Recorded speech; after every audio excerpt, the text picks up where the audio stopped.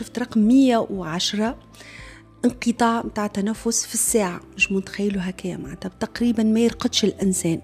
فهمتني؟ هو مش فايق بحوايج أخرى، منرفز من حوايج أخرى، ما إنه نفسي تقطع وكذا مش فايق بيه. جوستومون معناها إنسان يقوم 110 مرات في الساعة الواحدة. في الساعة هذا في حالة قسوة بطبيعة الحال، هما الحالات الصعبة من 30 40 50 فما 70.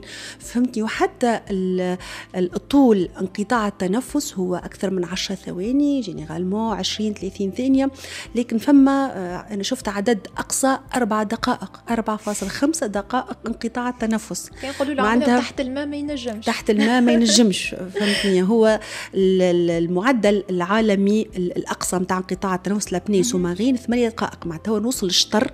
فهمت؟ هو راقد نجم نتخيلوا معناتها الخطورة متاع الشيء هذا ومتاع الطول متاع قطعان نفس والطيح الأكسجين اللي ينجر عنه.